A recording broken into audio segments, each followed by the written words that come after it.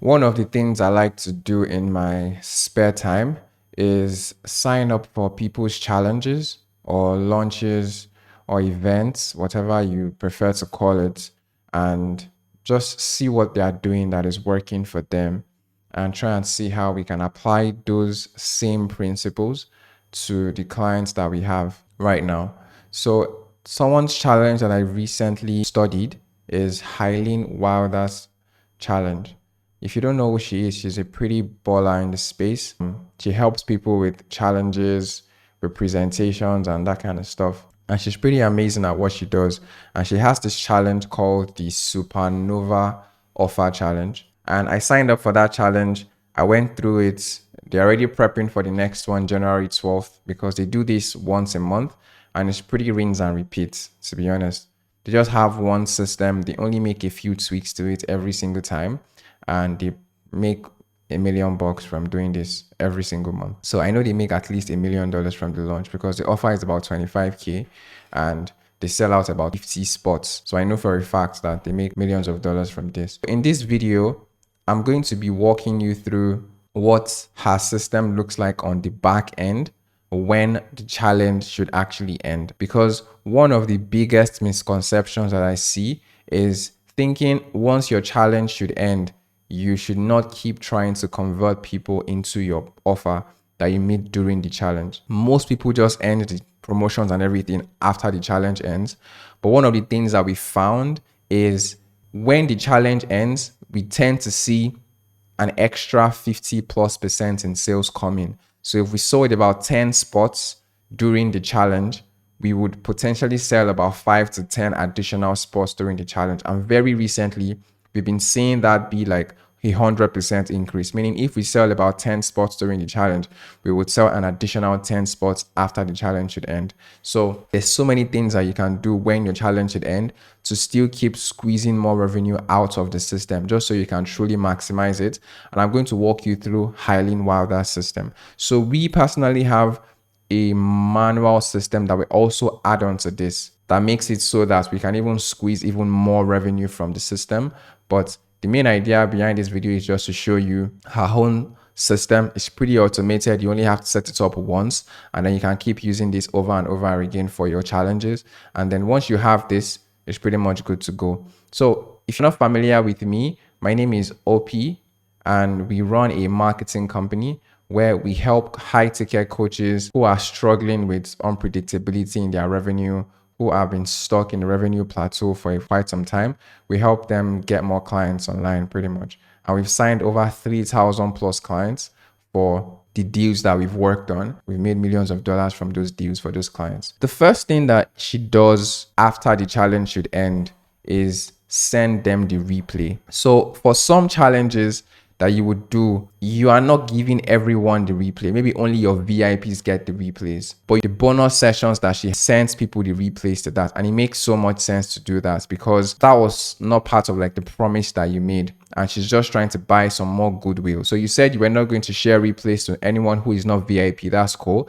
But you never promised you were not going to share bonus session replays with them. Non-VIPs, even if they don't get replays, they always get the bonus sessions. And that's very, very important in this case here. So she shares the replays with them. But the cool thing about this is the replays for the bonus session is usually on the offer sales page. So you can see the offer sales page right here. It's a very simple page.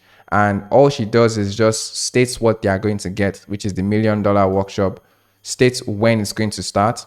She has this link here that shows them everything that is included in a Google Doc, which I love, by the way. And this allows them her to go into detail into exactly what's included and answer some frequently asked questions as well. And if you come back to this one here, she has the call to action button, which is pretty much embedded on the page. And then she has the video of when she reviewed the offer during the challenge. And she has the bonus day replay as well, right? And then she has some testimonial videos with students that she has worked with and gotten results for. So one of the first things that she does, literally, the bonus day was on Saturday. Literally on Sunday, she immediately starts sending them the replays. And you can notice here that she's not trying to sell anything yet. She's just basically saying, oh, by the way, I had this bonus session. If you want to catch the replay, click here to watch the replay. And you can see she's already teasing that she reviewed an offer during the replay, and people can go and check that out. So that's another incentive for them to actually check out the replay. So she does about 2 emails of this.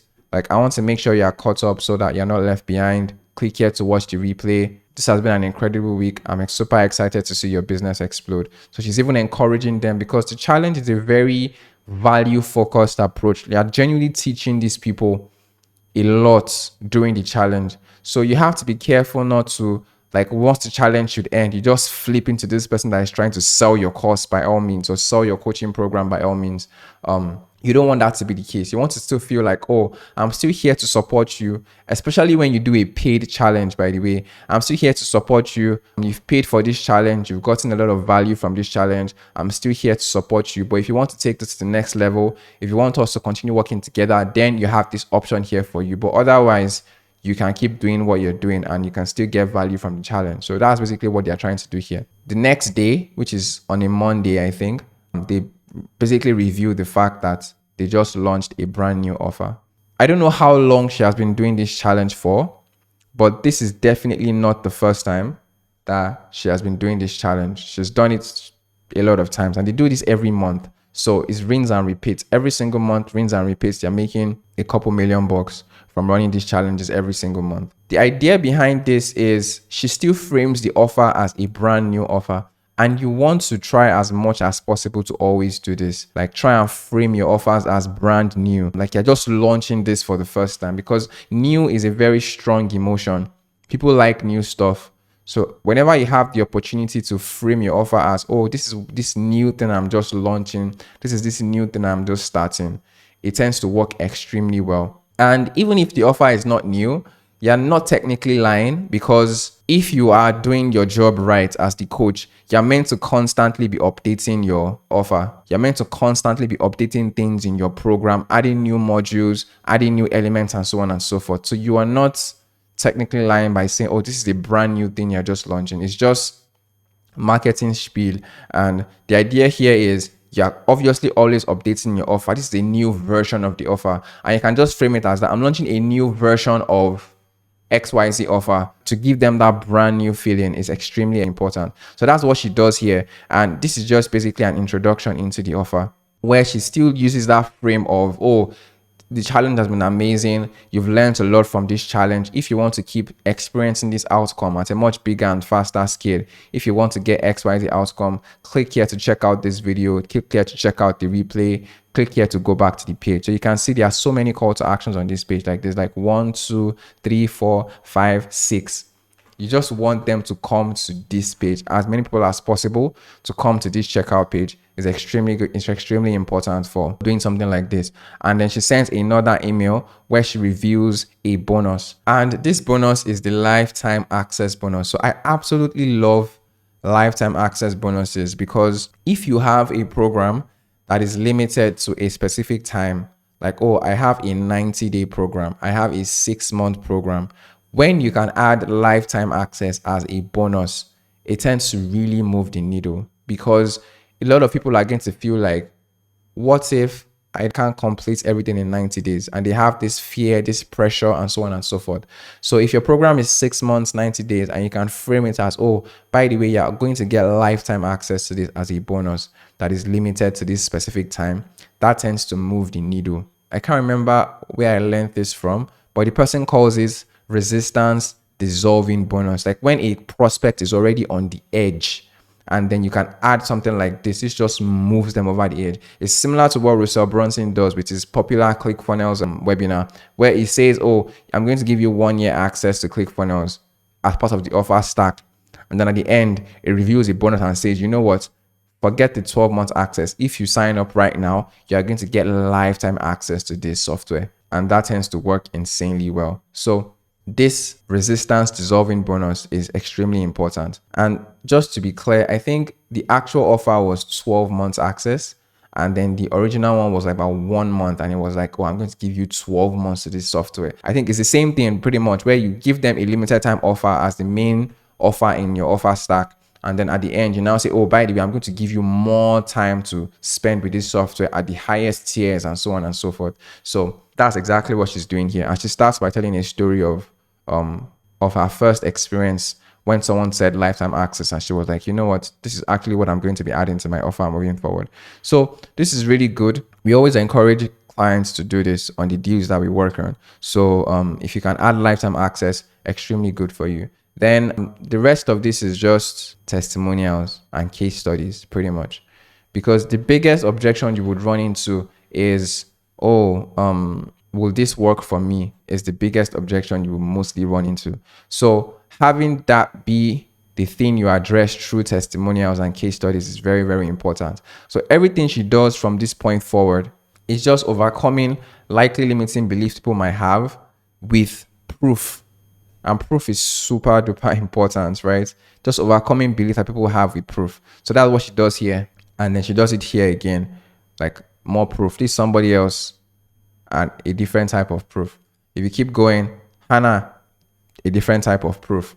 And if you keep going, pretty much every single email is proof until she gets towards the end and she starts talking about, the program is about to expire, the offer is about to expire, and so on and so forth. And then there's still proof, if you notice, right? Even more proof. And then she stacks the offer towards the end, which is pretty standard thing to do. But even here, you can see there's still proof.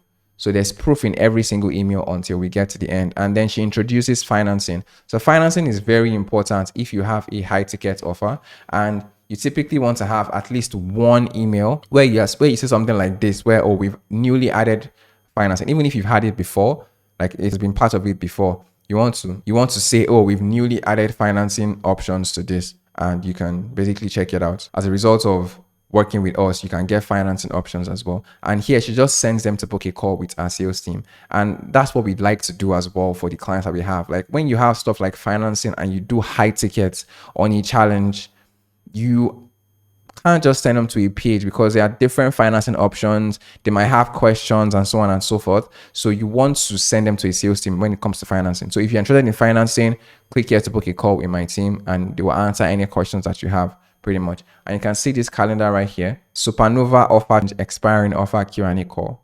This is how you want to frame. You want to frame it.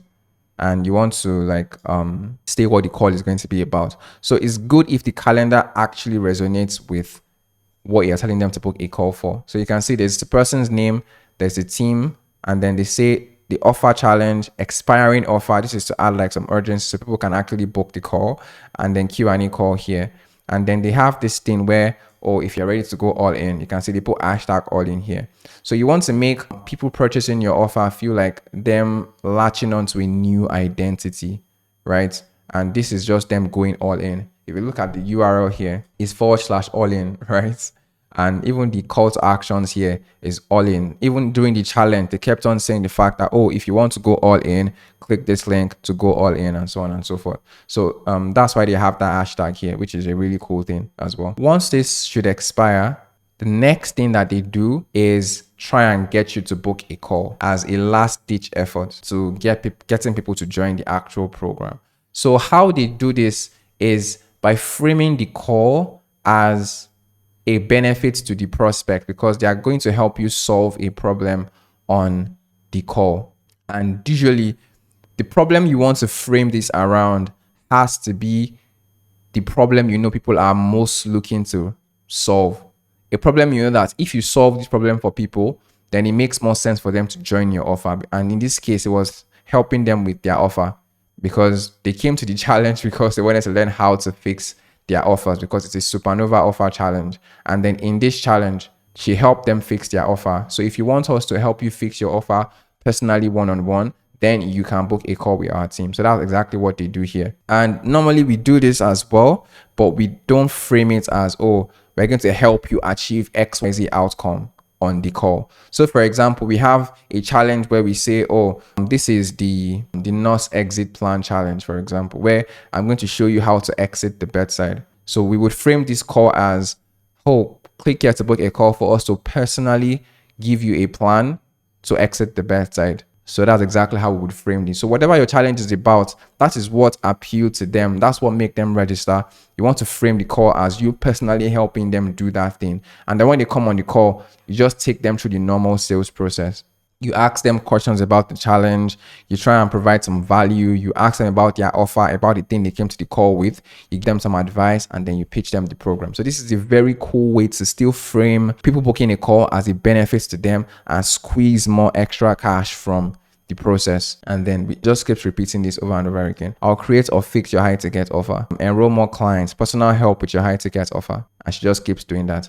Now the final step of this process, which we've been implementing to as well for clients, is the downsell after the challenge. So people have spent this much time with you during the challenge. You want to try and squeeze as much cash as possible from this conversion cycle. And one of the ways we found to do that is by adding a downsell to the offer. And the downsell is usually just a small part of the big main coaching program that you have. Because when you have a coaching program, you typically have like these huge components merged together to create the coaching program. Like you have this long form course, you have these live coaching calls, you have this bonus from this expert, you have this done for you elements inside of the offer. So if you want to charge 10 to 15 to 20K for an offer, you need to have some done for you elements included in it and some done with you elements. You have these big components combined together. So the downsell will just take in one of those components and selling that for a cheaper price. And she frames it as, oh, thank you so much for spending last week's challenge with me. I can see you haven't still joined the main program, but I have this special offer for you.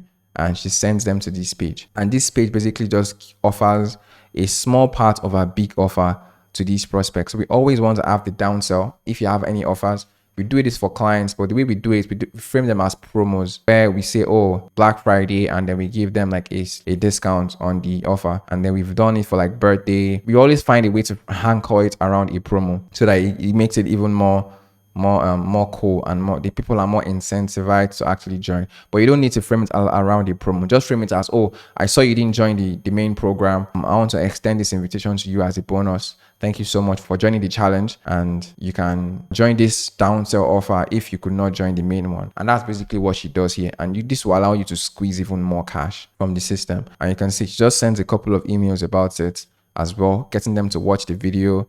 And then she starts sending testimonials again, right? It is crazy. And it's just case studies all over again and overcoming beliefs that will get in the way of them actually purchasing the offer. So case studies, overcoming beliefs up until the offer expires. And that's basically it, honestly. That's literally all she does. And yeah, if you found value in this video, I would really appreciate it if you liked the video and subscribe to the channel so that you can get more videos like this from me. If you are a coach, a course creator, a consultant, if you have a high ticket offer, my team can actually help you build this entire challenge system. And we've done this for about 5 clients right now. And we've made millions of dollars from challenges for these clients. So if you're interested in something like this, just click the link in the description, learn more about what working with us looks like. And I can't wait to speak to you soon. All right, guys, thank you for watching the video, and I'll speak to you in the next one. Bye.